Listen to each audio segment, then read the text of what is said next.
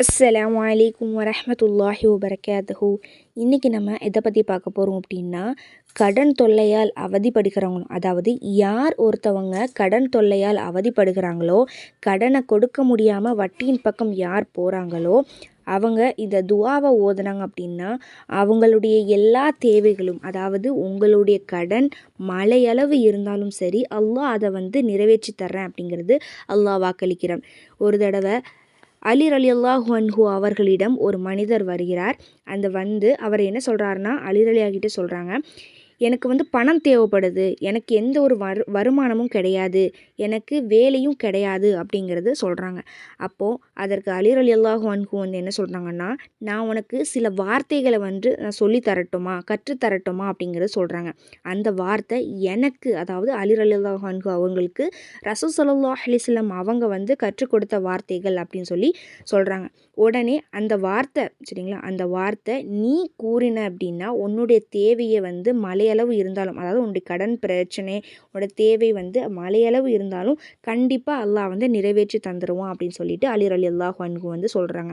அப்போ உடனே அந்த மனிதர் சொல்கிறாரு, ஆம் ஓகே தோழரே, நீங்கள் எனக்கு அதை சொல்லி கொடுங்க அப்படின்னு சொல்லிட்டு சொல்கிறாரு. அப்போது அது என்ன துஆ அப்படின்னா, அந்த என்ன துஆ அவங்களுக்கு சொல்லி கொடுத்தாங்க அப்படின்னா, அல்லாஹும்ம அஃபினி ஹலாலிக்க அன் ஹராமிக்க வ அக்னினி ஃபி ஃபல்லிக்க அம்மன் சவாக் அப்படிங்கிற துஆ சொல்கிறாங்க. இதோட பொருள் என்ன அப்படின்னா, யா அல்லாஹ், நீ எதையெல்லாம் ஹலாலாக்கி வைத்திருக்கிறாயோ அதிலிருந்து எனக்கு நீ போதுமாக்கி வைப்பாயாக, நீ எதையெல்லாம் தடுத்திருக்கிறாயோ அதிலிருந்து என்னை நீ பாதுகாத்து விடுவாயாக, நான் எதை கேட்டாலும் உன்னுடைய கிருபையை கொண்டே உன்னிடம் மட்டுமே நான் கேட்கணும், உன்னை தவிர வேறு யார்கிட்டையும் நான் கேட்கக்கூடாது, அப்படி கேட்குறத விட்டும் பாதுகாப்பு தேடுகிறேன் அப்படின்னு சொல்லிட்டு இந்த துஆவை சொல்லி காட்டியிருக்காங்க அலி ரலியல்லாஹு அன்ஹு. இந்த துஆ ஓதுறதுனால நம்மளுடைய எல்லா தேவைகளும் நிறைவேற்றப்படும் அப்படிங்கிறத சொல்கிறாங்க.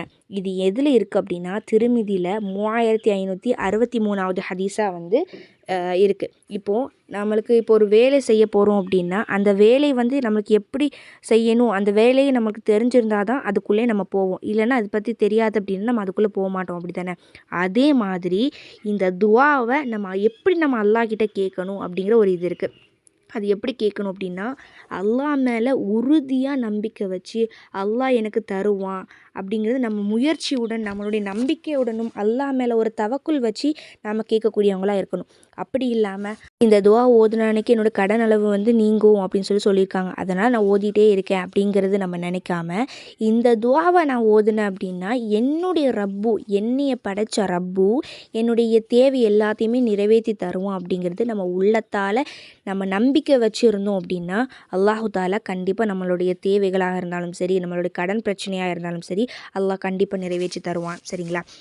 கடன் இல்லாத கண்ணியமான வாழ்க்கையை அல்லாஹ் தருவானாக என்று கூறி இதை நான் முடித்து கொள்கிறேன். வாஹிதவான அல்ஹம்துலில்லாஹி ரப்பில் ஆலமீன். யாரெல்லாம் கடனால் அவதிப்படுகிறார்களோ அந்த மக்களை அல்லாஹ் பாதுகாப்பானாக, அவர்களுக்கு உதவி செய்வானாக. ஆமீன் கூறுங்கள். அஸ்ஸலாமு அலைக்கும் வரஹ்மத்துல்லாஹி வபரகாத்துஹு.